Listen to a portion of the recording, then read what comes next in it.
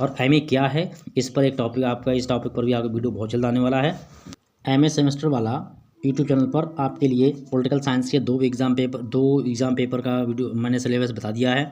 तो आज हम बात करेंगे एग्ज़ाम पेपर थर्ड की, ठीक है। रिसर्च मैथोलॉजी, ये आपका थर्ड पेपर है MA first year semester first में। तो सबसे पहला आपका यूनिट है studying politicals scientifically, characteristics of scientific knowledge, instruction and deduction, fact value, dichotomy, can politics we studied scientifically. मतलब क्या हम राजनीति को एक साइंस के आधार पर पढ़ सकते हैं या उसको साइंस मान सकते हैं, विज्ञान के आधार पर पढ़ सकते हैं, उसका स्टडी कर सकते हैं।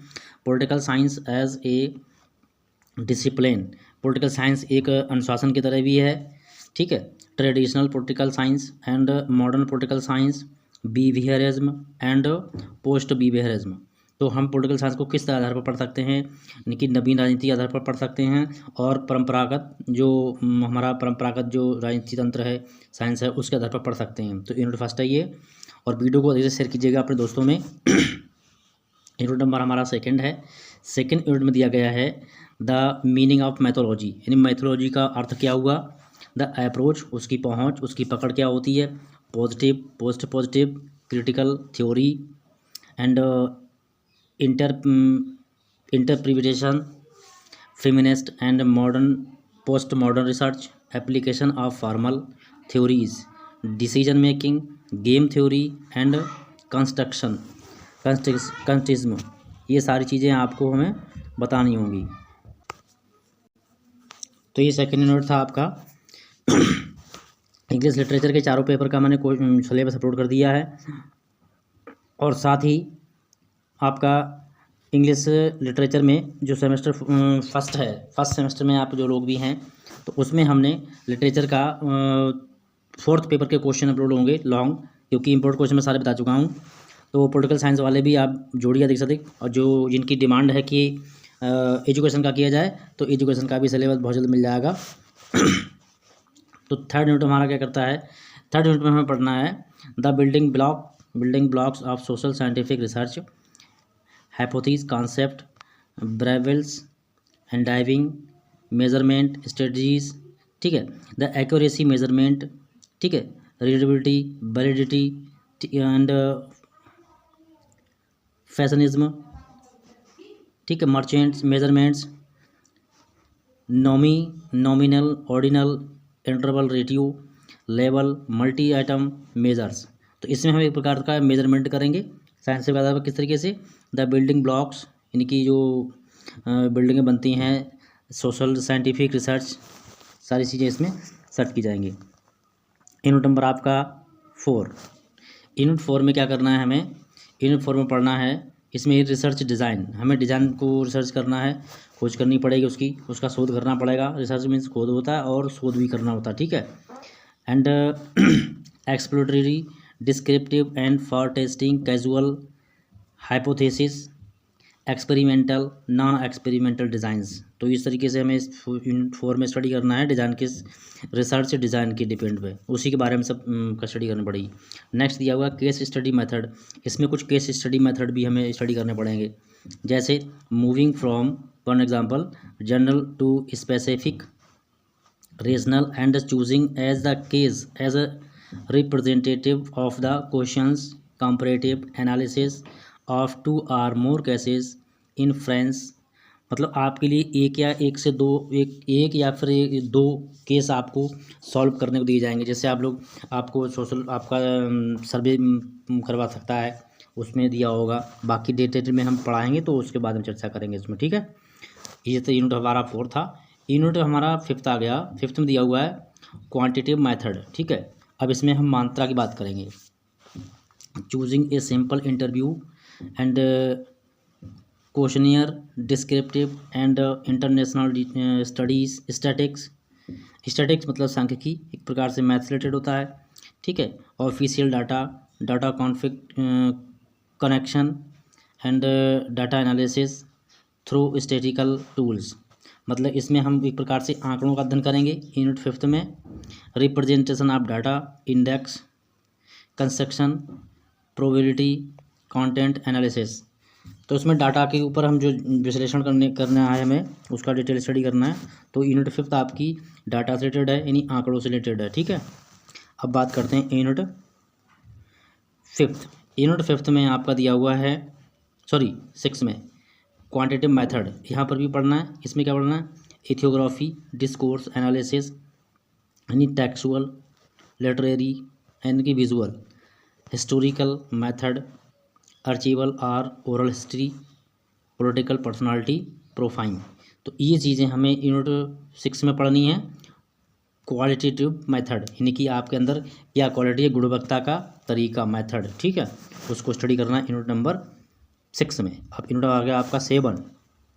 यूनिट 7 है, इसमें 8 यूनिट हैं आपके। यूनिट 7 दिया हुआ graphics, graphics representation, measure of central tendencies, dispersion, element of probability, normal distribution and correlation. तो इसमें एक बार ग्राफिक्स का मेजरमेंट पढ़ना, रिप्रेजेंटेशन करना है, किस तरीके से ग्राफिक्स का रोल होता है, क्या करते हैं, किस तरीके से उसका मेजरमेंट करते हैं, टेक्निक्स क्या होती हैं। तो यूनिट नंबर हम 7 में स्टडी करेंगे। अब आगे यूनिट नंबर आपका 8। यूनिट नंबर 8 में आपको क्या स्टडी करना है, थोड़ा सा इसको जूम कर लेते हैं। तो इसमें आपको पढ़ना है कंडक्टिंग ए लिटरेचर रिव्यू, ठीक है, साहित्य का जुड़ाव, उसका रिव्यू कैसे पढ़ना, क्या क्या इसके अंदर स्टडी करनी है हमें। Reason of literature review, literature review के कारण पता करने हैं, कारण के बारे में स्टडी करनी है। Conducting a literature review, writing research paper, ठीक है, importance, step in writing research paper, basics of writing article जो भी हम लोग लेख लिखते हैं, लोगों के पत्रिकाओं में जो लेख छपता है उसको पढ़ते हैं, वही राइटिंग वो कहलाता है। रिसर्च पेपर, यानी कि रिसर्च पेपर लोग लिखते हैं, शोध पत्र से कहते हैं हम। Reference and phonence, style and nature of referencing, contents biography, bibliography, index number, issues in research में क्या क्या दिक्कतें आती हैं उनको स्टडी करना है। Integrity and ethics in research, plagiarism. तो ये यूनिट हमारा 8 था। ये है हमारा पेपर 3, ठीक है, 3 बता दिया मैंने। और आपका जो पेपर 4 है, 4th पेपर जो आपका है, अब आपका पेपर 4th पेपर आपका इलेक्टिव है, यानी आप उसे सिलेक्ट करेंगे, अपने हिसाब से चुनाव करना है। तो paper 4th student have to take any one of the following elective papers. तो इसमें से आपको कोई एक पेपर चूज करना है। यहाँ पर ऑप्शन 2 हैं। पहला ऑप्शन ए है इलेक्टिव में आपका इंडियन पॉलिटिकल थॉट, दूसरा है फॉरेन पॉलिटिकल थॉट। अब आपको जो मतलब सिलेक्ट करना है आप उसी को एग्ज़ाम देंगे। तो यहाँ पर इसको समझ लीजिएगा, बाकी सब कुछ सेम रहेगा। आपका 70 मार्क्स का पेपर होगा। तो हम ये देख लेते हैं कि पहले में हमें पढ़ना क्या है इलेक्टिव ए में, जो कि इंडियन पॉलिटिकल थॉट है, हमारी भारतीय राजनीतिक विचार। और पहला यूनिट आपका है, इसमें दिया है कौटिल्य, राम मोहन राय, ये फर्स्ट यूनिट में आते हैं। सेकंड यूनिट में आपके ये Jyotirao Phule and Pandita Ramabai, second unit में इनको पढ़ना है, इनके बारे में जानना है, ऑटोग्राफी बायोग्राफी पढ़नी है हमारे लिए। अब यहाँ पर दिया हुआ है आपका, यहाँ पर आपका दिया हुआ है यूनिट नंबर 3 में दिया गोपाल कृष्ण गोखले को पढ़ना है, बाल गंगाधर तिलक हैं, स्वामी विवेकानंद यूनिट नंबर 3 में है। 4 यूनिट में क्या पढ़ना है, रविन्द्रनाथ टैगोर को और मीनाक्षी M.K. गांधी, महात्मा गांधी यानी मोहनदास करमचंद गांधी को पढ़ना है। यूनिट नंबर आपका 5th है, 5th में पढ़ना है श्री अरविंदो, पेरियार E.B. रामास्वामी, ठीक है, और आपके हैं M.N. रॉय, ठीक है, ये यूनिट 5th में है। यूनिट 6 में कौन कौन है, B.R. अम्बेडकर यानी कि भीमराव अम्बेडकर एंड जवाहरलाल नेहरू को स्टडी करना है यूनिट 6 में। इनका पॉलिटिकल कैरियर, पॉलिटिकल सब हमें पढ़ना है। और यूनिट 7 है, इसमें है राम मनोहर लोहिया, जयप्रकाश नारायण। ये हमारा इलेक्टिव पेपर था, कौन सा, फर्स्ट, जो मैंने आपको यहाँ दिखाया, ये वाला इंडियन पॉलिटिकल थॉट। अब चर्चा करेंगे हम आपके इलेक्टिव पेपर बी पर। इलेक्टिव पेपर बी यानी कि 4th पेपर की बात चल रही है। तो इसमें है फॉरेन पॉलिसी ऑफ रसिया, रूस की विदेश नीति, तो इसको पढ़ना है।